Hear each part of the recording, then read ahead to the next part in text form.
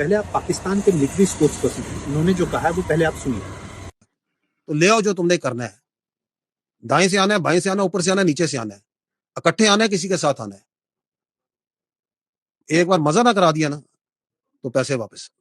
तो जो वर्ड्स इन्होंने यूज करे ये बेसिकली देखिए धमकी है, शब्द इनके हैं, बट इनको पीछे से अच्छा खासा सपोर्ट यूएस और चाइना का है जब मैं डिफेंस के इक्विपमेंट्स की बात करता हूं।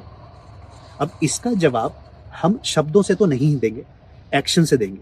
बट उसके पहले एक बात समझते हैं, रशिया और यूक्रेन में जो चल रहा है, रशिया ने सोचा कि यूक्रेन को एक दिन में वाइप आउट कर देगा, बट वो हो नहीं पाया। इसलिए नहीं हो पाया क्योंकि आज का जो वॉरफेयर है वो कन्वेंशनल वॉरफेयर नहीं है, वो मॉडर्न वॉरफेयर है। और मॉडर्न वॉरफेयर के दो स्टैंड होते हैं, एक तो साइकोलॉजिकल और दूसरा टेक बेस्ड।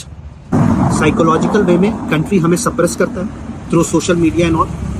उसके साथ साथ जिस कंट्री की टेक्नोलॉजी जितनी आगे होती है उस कंट्री का उतना एज होता है। आज टेक्नोलॉजी ऐसी हो गई है कि आप एक बटन दबाओ और 4 सिटीज में एक साथ न्यूक्लियर अटैक हो जाएगा। तो आज का जो वॉरफेयर है वो वे डिफरेंट है जो पहले हुआ करता था।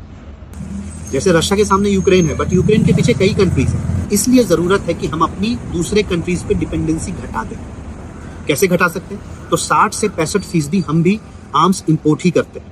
ऐसा नहीं है कि हम अपना डिफेंस प्रोडक्शन नहीं करते हैं, हमने भी प्रोड्यूस किया है, तेजस किया है, नेत्रा किया है, रुस्तम किया है, बट अभी उतने सफिशिएंट नहीं है। रिसेंटली हमने डिफेंस प्रोडक्शन में प्राइवेट प्लेयर्स को भी इन्वाइट किया। अब जैसे यूएस ने वेनेजुएला पे अटैक किया, कम्युनिकेशन को ऐसे ठप कर दिया, जीपीएस को ऐसे कंट्रोल कर दिया कि लोगों को बहुत कुछ पता ही नहीं लगा। क्या हम वो कर सकते हैं? हमारा क्या है, हमारे पास कम्युनिकेशन कैपेबिलिटी? तो इस तरीके से हमें बहुत सारी चीजें डेवलप करने की जरूरत है। एक फंक्शन था जिसमें मैंने कुछ बच्चों से पूछा कि ज्यादा सोल्जर्स रिक्रूटमेंट की जरूरत है या ज्यादा साइंटिस्ट। 9 आउट ऑफ 10 कि सोल्जर्स। तो यही साइकोलॉजिकल वॉरफेयर है, हमें आज साइंटिस्ट ज्यादा चाहिए।